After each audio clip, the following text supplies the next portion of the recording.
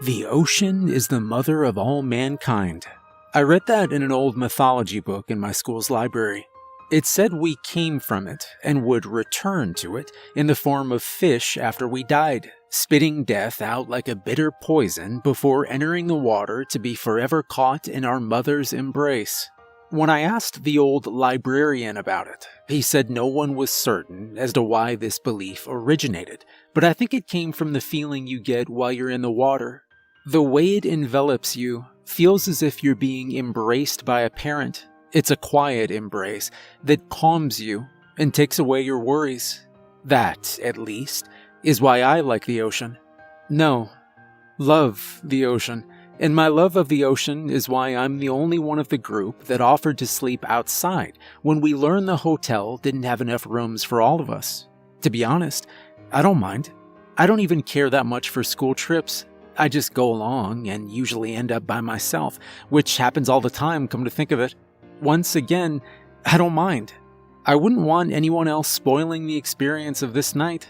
A gentle breeze is blowing in from the sea and brushing against the grass further up the beach, creating a soft rustling sound. Aside from that, the only other noise to reach my ears comes from the lapping waves and my breathing. I stare up at the bunched clusters of stars, uneasy. Usually the steady sound of waves puts me to sleep right away, or at least within a few minutes. But I've been laying here for hours without even the slightest feeling of drowsiness, thanks to an unsettling fear that hides in the corners of my awareness. I roll over, watching the grass bobbing in the wind. Further beyond it is the small hotel, its porch light illuminating the darkness. The wife of the hotel owner probably turned it on for me. She seems like the kind of person who would do that. But now I have my back to the water. That shouldn't be a problem, though. It's just water. I'm guessing the chances of something crawling out of it to drag me to my death isn't high. But it feels like I just turned my back on a crouching predator. Like I just invited it to come and get me. Why am I afraid? What am I afraid of? I roll back over to confront the imagined threat. Predictably, nothing has changed. The water is the same water as before, broken by the same waves and exhaling the same salty breeze. But I still feel the unease. I've learned that the only thing that can put me at ease when I'm this stressed is to go for a swim. I need to feel that comforting embrace to remind me that everything is still all right. After all, I'm probably just restless because I can't wait to get in the water. True, teacher did say that we were supposed to wait until tomorrow to do any swimming, but there's not much difference between swimming one day as opposed to another unless some natural disaster occurs or the water freezes. I tear away the sheet that's on top of me and hop up, the foam pad I've been lying on rolling up into a loose tube. I find a rock laying nearby and use it to hold the pad down in case it decides to see the world for itself and roll away with the breeze while I'm gone. Sneaking across the sand, I take care to stay out of the light shining from the porch in case anyone's awake and looking outside. I'm already in my swim trunks with my torso bare to the wind and evidently sand. The only things I need now are my snorkel and goggles. Teacher had us all put any swimming gear we brought with us into a shed to the side of the hotel, which I'm hoping isn't locked. I'd like to think that we're far enough from any big town for anyone to worry about robbery, but the hotel owner could be cautious and keep it locked anyway. I pause in front of the shed door, making sure nobody is going to catch me. Nothing stirs in the darkness. The porch light remains unbroken. I reach over and try the handle. It's not locked. Perfect. Pushing the door open, I navigate to where I think my snorkel and goggles are, based on my memory of where I put them. Please don't knock anything over. Aha! There they are.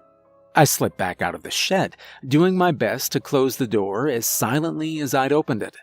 Now liberated from the fear that I'll be caught swiping my gear from the shed, I trot down to the beach, slipping my goggles over my face as I go. They fit snugly, pinching my nose, but I tighten them for good measure before hooking my snorkel to the goggle straps and biting down on the mouthpiece. By now, I'm already shin deep in the cool water. I continue to wade out until the water is above my waist before turning on the small waterproof flashlight attached to my swimming trunks and submerging. The water's a little colder than I thought it would be, now that all of me is beneath it, but it's not unbearable. I give a few kicks, sending me soaring effortlessly over the seabed. A few crabs scuttle away from the flashlight's beam, but otherwise I'm completely alone. The embrace of the water, true to my expectations, calms me down. I stop kicking and float for a moment, my snorkel poking above the ocean's surface. I'm facing the open sea, which means the kelp forest the hotel owner told us about is to my right, and to my left the beach extends without any notable features. I don't want to get caught in kelp or get lost on a seemingly endless stretch of beach, so I decide to head a little further into the open water before heading back. It shouldn't be a problem, as long as I don't go too far and encounter a current that pulls me out to sea. After a few more kicks, my flashlight suddenly fails to illuminate the sand beneath me. I run my hand in front of it, ensuring it's still on. Its glare catches my hand, temporarily blinding me with a sudden brightness. If the flashlight's still on, but not catching the seabed in its beam, I must have swam over a drop-off. Swiveling around, I manage to illuminate the edge of the drop with the flashlight, a massive rocky crag jutting out into the sea. I look back down. Nothing but ink-black darkness meets my eye. But I can hear something. The source of the sound is too far away for me to hear it clearly, but that only heightens my curiosity, taking control from my better judgment. I take a deep breath, fix my snorkel's cap over the end of the tube that still stands above the waves, and dive. After descending a short distance, I stop and listen. There it is, much clearer this time. I've heard the sounds of fish, shrimp, and even a few dolphins during past snorkeling expeditions, but this sounds like none of those. I dive deeper to get a better idea of what I'm hearing. It's still there. I raise one eyebrow, my heart seeming to stop in my chest as I listen.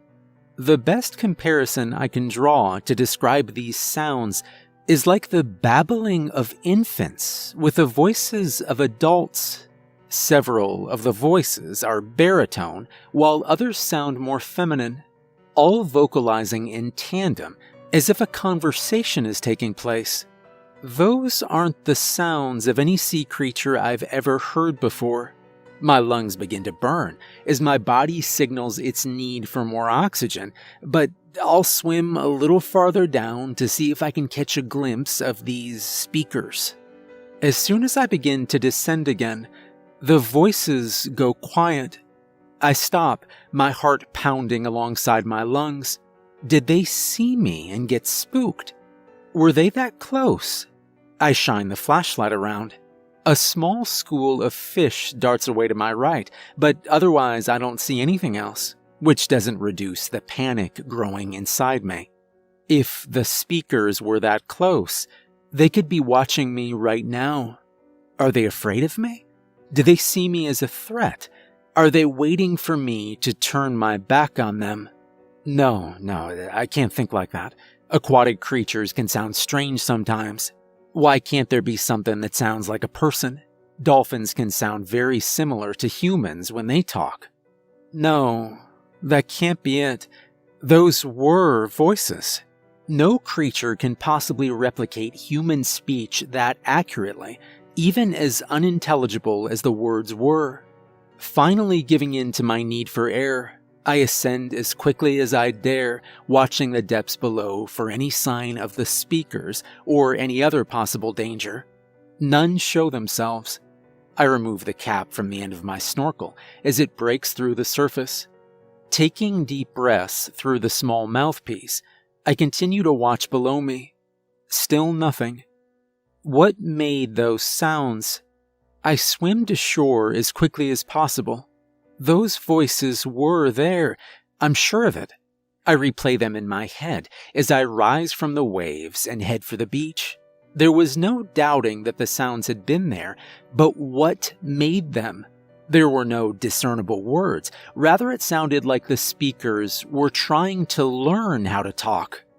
Grabbing my towel from the pack I'd been using as a pillow and drying off, I wonder what disturbed me more, the sound of adult voices babbling like toddlers, or the fact I heard them in the same water in which I was swimming.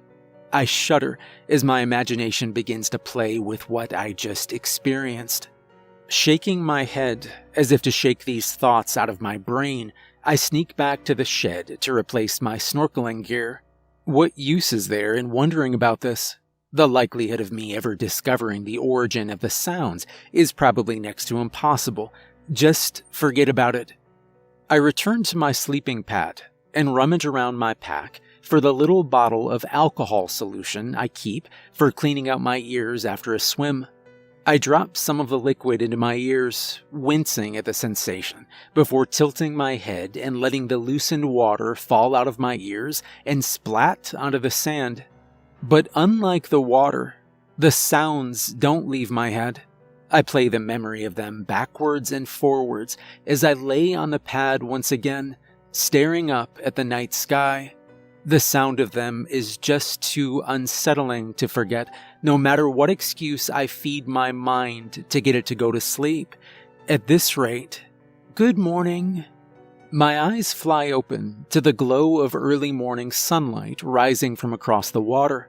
Apparently I drifted off to sleep in the middle of my speculation, though it doesn't feel like I got any rest. Wait, was it a dream? Please let it have been a dream.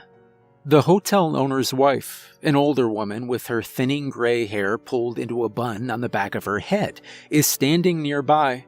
I grunt and sit up, still hoping my experience with the underwater voices was just a nightmare. "What time is it?" I ask. "Time for breakfast," she answers. "We couldn't leave you out here while everyone else ate, could we?" I nod silently, touching my arm. A flake of salt film falls off, but the older lady doesn't seem to notice. I rub the salt flakes between my fingers, disappointed. Apparently I was in the water last night. I look out at it, questions once again whirling about my head. I'll be there in a minute," I say. "Certainly," the old lady says. "Your plate will be ready soon." I hear her walking over the sand towards the hotel, but I don't take my eyes off the water. What's in there? I wonder aloud. I stand, brushing off some of the salt film, and pull on a shirt, still staring out at the water. The edge of the sun suddenly peeks over it, piercing my vision and forcing me to look. Blinking, I roll up my sheet and foam pad and stuff them under one arm.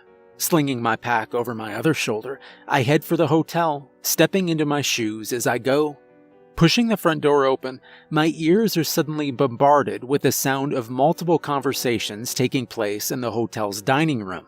All of them made up by the familiar voices of my classmates, and, thankfully, intelligible words. It's comforting to hear coherence after last night's incident. "Good morning."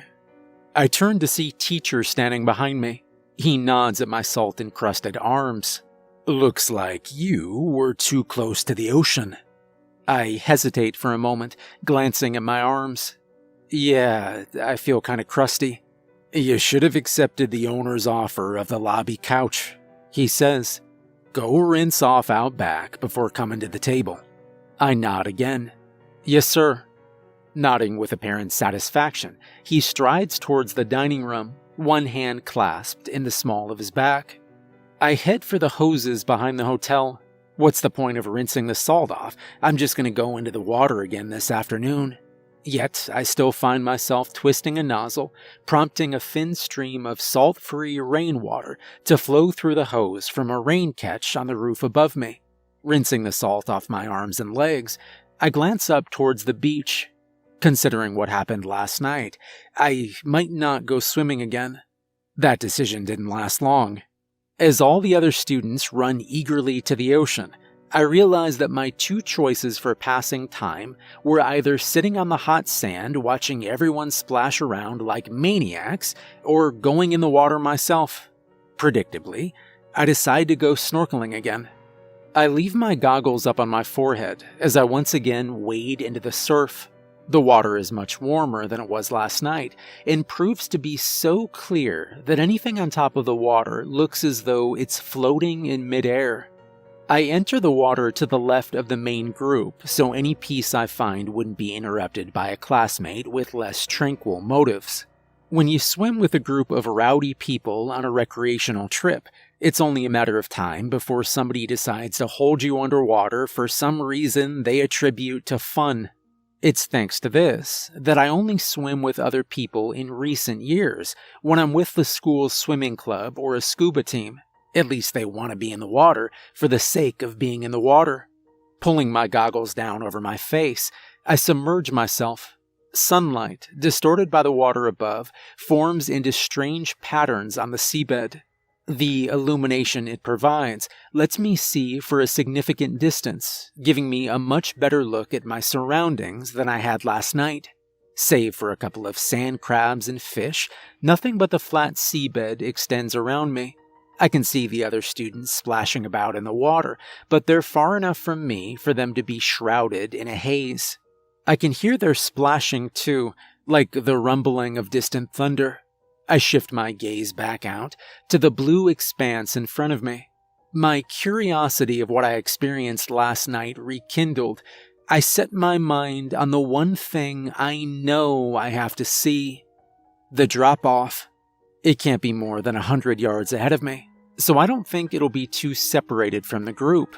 At least, not by my definition. I fix the cap over the end of my snorkel and submerge completely, using the seabed as leverage to propel me forward quickly. Then, I hear one of the other students' thundering splashes, followed by what I can only describe as an underwater scream. My exploration can wait. I turn quickly and propel myself in the direction of the noise. Wait, where did it come from? I raise my head above the water's surface. Sure enough, I can see someone thrashing in the water. I swim towards them as fast as I can. When I arrive, I can see wispy traces of blood in the water.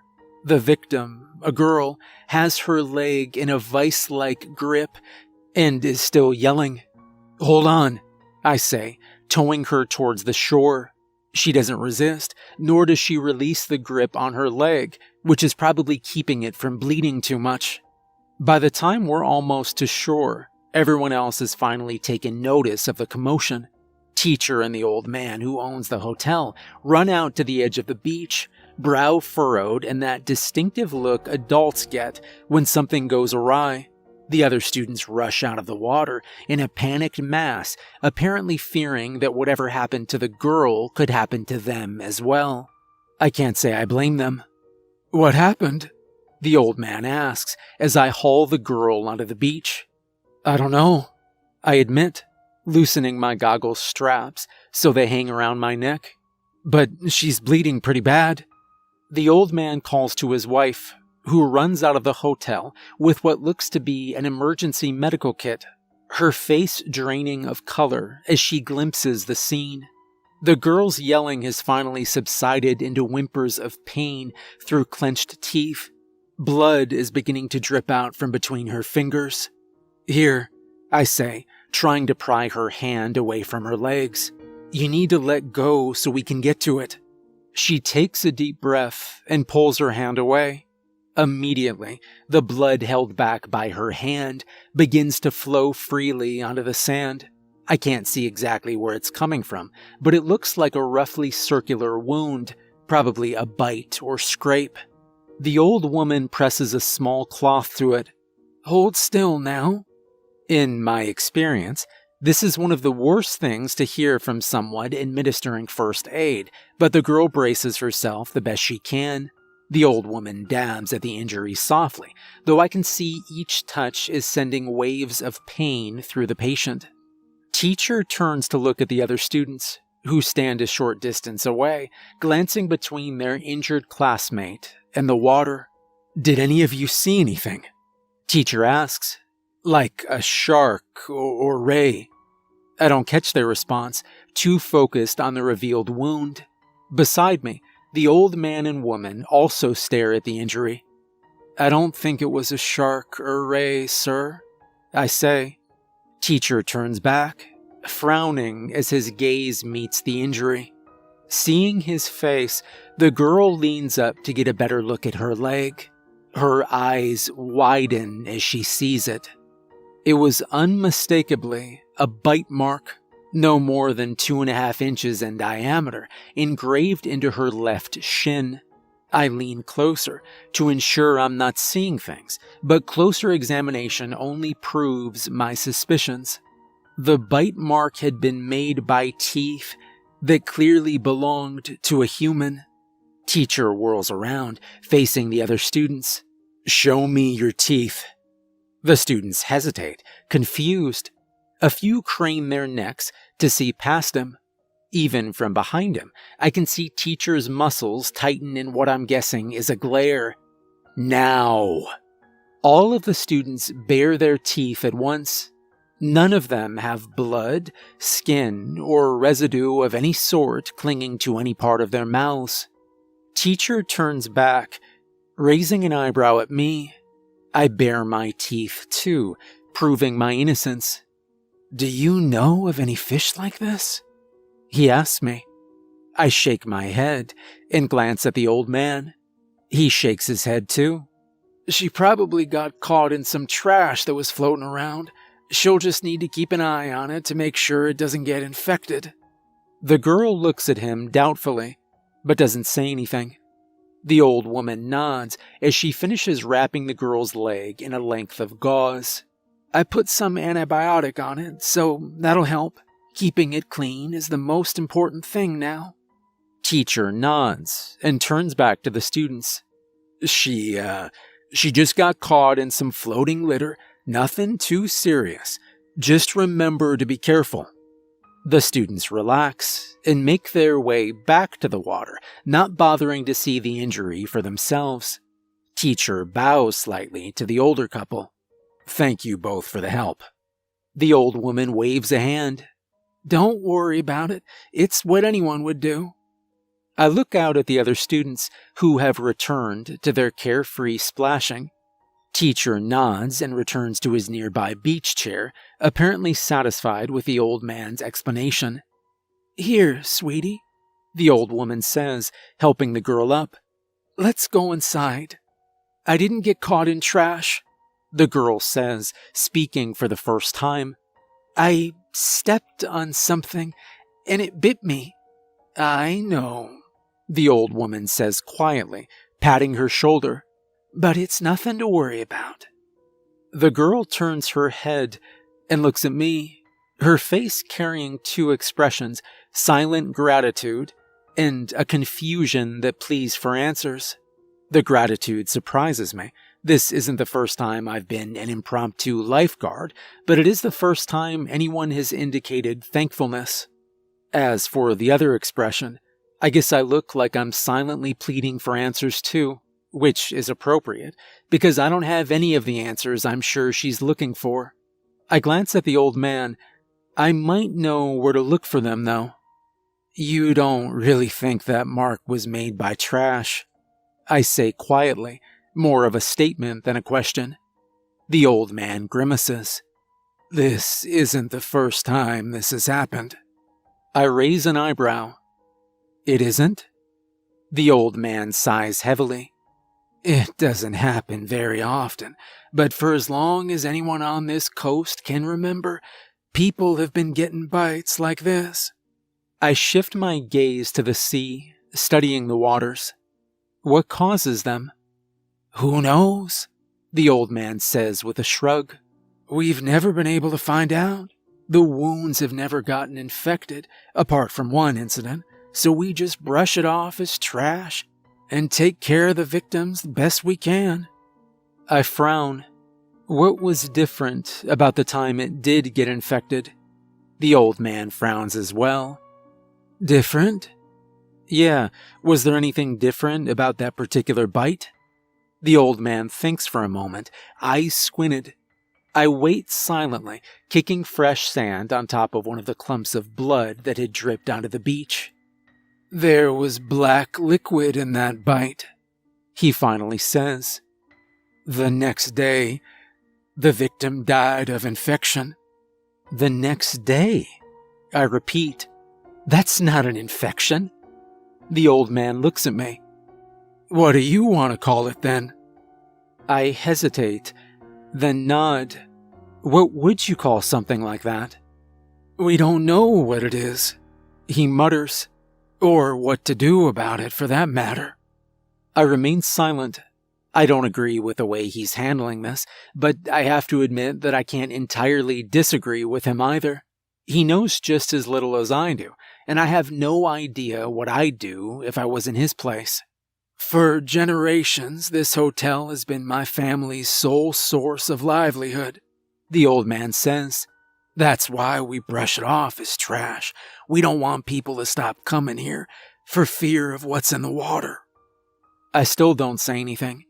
I have the distinct feeling the old man needs to get this out. A confession of sorts, I guess. I'm scared, he says, his voice trembling slightly. I don't know what's in that ocean. I don't want anyone else to be scared either. I nod. I understand. The old man glances at me, his face finally relaxing. Thank you. The old woman calls from the hotel's front door, prompting us to turn. The radio says there's a storm coming, she shouts. It'll be here in a few hours. I look back over the water, glimpsing for the first time a dark line at the edge of the horizon. A big one. I'd better get things tied down, he says. I glance back at the dark line. I'll help. He smiles slightly. Follow me, then. I sit on the couch in the hotel's lobby, my bed for the night, looking out the window at the nearby storm. I'd opened the sliding metal doors that were made to cover the window during bad weather so I could see outside. You sure you don't want to come in the dining room with everybody else? The old man asks from the doorway. I nod. I never really got along with them. The old man nods as he makes his way to a chair by the window I sit at. People aren't that easy to get along with. That girl you brought to shore is really grateful, though. I can tell. I watch the grass bend to the ground in a sudden gust of wind, once again saying nothing. A second gust of wind blows in from the sea, shaking the entire hotel. Maybe we should close the storm window, the old man says. I get up slowly, keeping my eyes on the rapidly approaching storm. I grab one of the metal door handles while the old man grabs the one on the other side of the window. Then, with as much strength as we can manage, we push the two doors towards each other. During a brief pause between pushes, I look out the window, suddenly noticing that the waves have the telltale markings caused by drops of rain. As I watched, the rain visibly raced across the water, making its way to the sand. The old man grunts, face bent in a strained grimace. The hotel shudders as another blast of wind slams into it, joined soon after by the sound of raindrops pounding against the roof. The lights flicker. You got a flashlight? The old man asks. Yep, I answer, feeling my shoulder joint adjust as the metal door slowly slid forward. Another gust of wind, the largest so far, shakes the hotel. All of the lights go out with an audible pop. A few surprised shouts rise from the direction of the dining room. The old man and I finally push the doors together, shutting out the dim sliver of gray light that had been shining in from outside. I hear the old man clamp the lock shut as thunder rumbles outside. Get that flashlight of yours on, he says. We're gonna need it. I pull the diving light from my pocket and turn it on, cutting a claustrophobic swath of light through the stale darkness. Let's get back to everybody else, the old man says. The only thing you can do during storms like this is wait 'em out. It isn't too bad of a storm, the old man tells everyone as we arrive. You just have to wait these things out. The old woman calls to me from the kitchen. I carry the flashlight over to her, making my way around the large dining table my fellow students are clustered around. She hands me several half-used candles, telling me to set them up on the table and join them. As I set them up, I notice that everyone appears to be calming down, particularly after the candles are lit and casting a warm, flickering glow around the table. Part of me is still uneasy, a feeling that I attribute to how the wind outside sounded like screaming voices. At random intervals, the screams sound less like wind and more like an actual person, reminding me of the underwater voices the night before and making me even more uneasy. Could those screams be caused by the speakers I heard last night? Could they even be the things that have been biting people? Are the screams I hear outside really screams? After all, they could just be from the storm. I try to steer my mind away from the sounds as I sit at the table with everyone else for a change. They're so at ease, laughing and chattering without any obvious fear or worry. Have I gone crazy? Am I just imagining the noises I think I'm hearing? And if I was, how would I find out? Maybe if... I'll go to the beach tomorrow morning before anyone else wakes up. If those sounds are coming from something other than the storm, then whatever it is should leave some sign of its presence outside. And if I don't find anything, I won't give the sounds or the bites any more thought. If I do find something, well, I guess that will depend on what I'll find.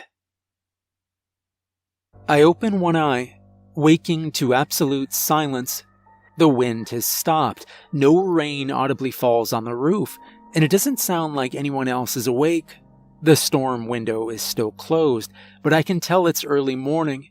I get up and make my way to the front door, pulling my swim trunks and a shirt on as I silently creep through the lobby. Sure enough, I can see light beginning to appear on the clear eastern horizon through the front door's window. I slip my shoes on and quietly leave the building, wincing as the door rattles slightly when I shut it. The entire beach is strewn with remnants from the storm.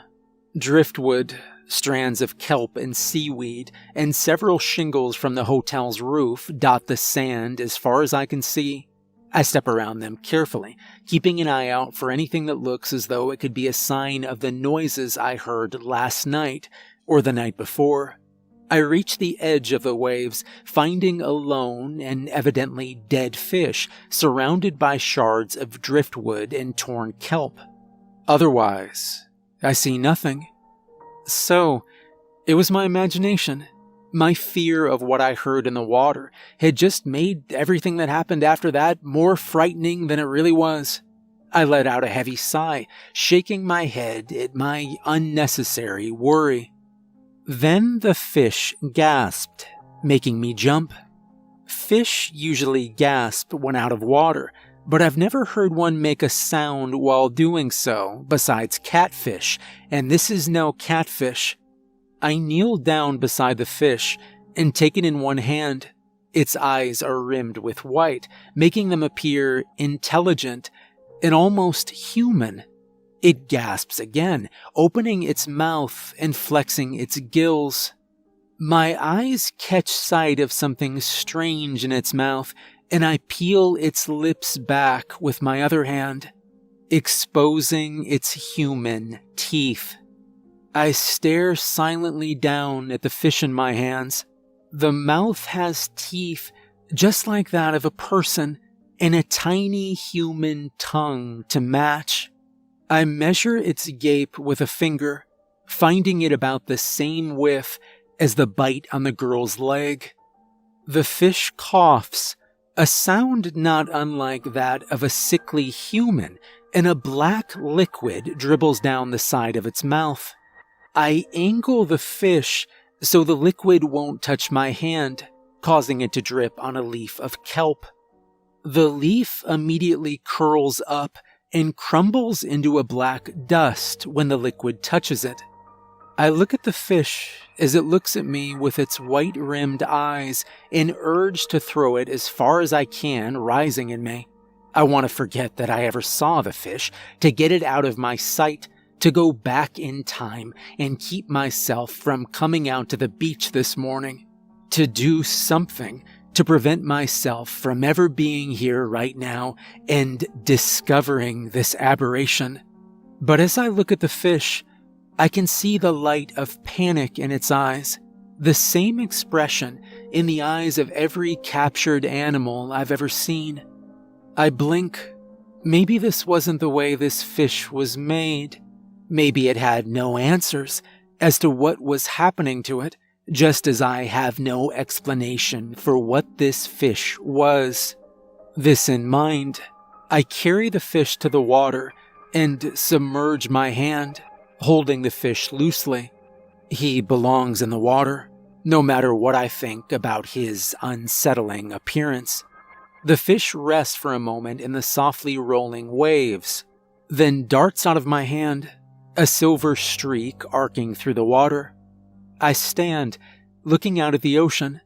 It looks infinite from where I am. It might as well be. I haven't even begun to understand what hides in the depths.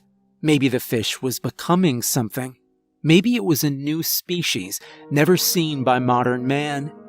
Maybe something had become the fish. I don't care anymore. Not about the fish, the voices, or answers about what happened the past few days. I fear that if I focus on those questions, I'll lose my love of the ocean, swimming, even water in general. For the first time in my life, I'm actually satisfied with my ignorance. After all, if I knew all the ocean's secrets, I might not want to share this planet with it.